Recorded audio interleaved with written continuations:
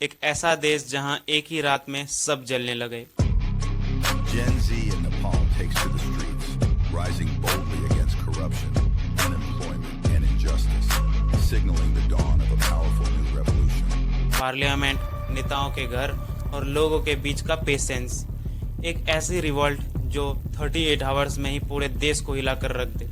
ये कहानी है नेपाल की, हमारे पड़ोसी देश। और इस कहानी का असली हीरो कोई नेता नहीं है और कोई सेलिब्रिटी भी नहीं है, बल्कि नेपाल का जेन जी है।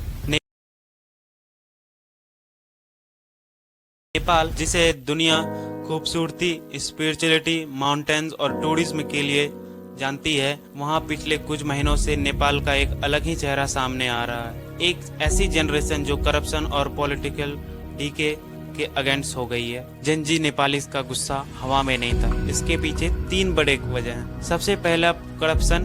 पॉलिटिकल एस्टेब्लिशमेंट में बरसों से जम चुकी है भ्रष्टाचार की गंदी परंपरा। दूसरा, इकोनॉमिक स्टैग्नेशन, कम से कम अपॉर्चुनिटीज, यूथ के लिए नौकरियां नहीं और जो हैं उनमें भी फेवरेटिज्म और नेपोटिज्म। तीसरा, लैक ऑफ अकाउंटेबिलिटी। पॉलिटिशियंस राजनीति को अपना बिजनेस बना चुके थे और आवाम का भरोसा टूट चुका था। ये फ्रस्ट्रेशन चेन रिएक्शन बन गया और वो दिन आया जब छोटी सी गवर्नमेंट पॉलिसी ने आग को भड़का दिया। सरकार ने डिसाइड किया कि सोशल मीडिया को बैन कर दिया जाए। ये फेसबुक, टिकटॉक, इंस्टा, वही प्लेटफॉर्म जहां यूथ अपनी आवाज उठाता था। आइडिया ये था कि डिसेंट को दबा दिया जाए, लेकिन रिजल्ट उल्टा हुआ। बैन ने जेन जी को और ज्यादा यूनाइट कर दिया। लोग सड़कों पर आ गए, स्लोगन्स, प्रोटेस्ट और rally. Gen Z in Nepal takes to the streets, rising boldly against corruption, unemployment, and injustice, signaling the dawn of a powerful new revolution.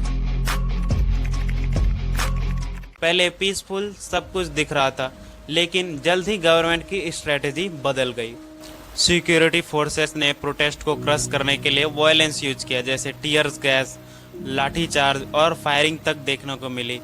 कई लोगों की इसमें जान चली गई और ये खबर वाइल्ड फायर की तरफ फैल गई, हर एक घर तक, और जनता और ज़्यादा गुस्से में आ गई। इस घटना के बाद देश लिटरली जलने लगा। पॉलिटिशियंस के घर पे अटैक हुआ, पार्लियामेंट बिल्डिंग तक को आग लगा दी गई, कैबिनेट के कुछ मेंबर्स ने रिजाइन कर दिया और पॉलिटिशियंस देश छोड़कर भागने लगे। सबसे बड़ा पॉलिटिकल झटका तब आया जब prime minister KP Sharma Oli ने अपने पद से रिजाइन कर दिया। सिर्फ एक पॉलिसी फेल होने का नतीजा नहीं था, बल्कि बरसों से अक्यूमुलेटेड गुस्सा, करप्शन और यूथ फ्रस्ट्रेशन था, जिसने उसकी कुर्सी तक हिला दी। 38 आवर्स के इनसाइड नेपाल एक नई वजह से दुनिया के हेडलाइंस में था। Not for Everest, not for tourism, but for a youth uprising. Nepal youth के लिए ये रिवॉल्ट एक रिवॉल्ट से ज्यादा था। इट वॉज ए स्टेटमेंट कि एक आवाज अब और नहीं। ये वही ट्रेंड है जो दुनिया के कई देशों में देखने को मिल रही है। चिली के स्टूडेंट का प्रोटेस्ट, अरब स्प्रिंग में यूथ की भागीदारी, इंडिया में CAA NRC के खिलाफ डेमोन्स्ट्रेशन। ये क्लियर है कि जेन जी दुनिया भर में एक ही चीज डिमांड कर रही है, अकाउंटेबिलिटी, ट्रांसपेरेंसी और एक फेयर सिस्टम।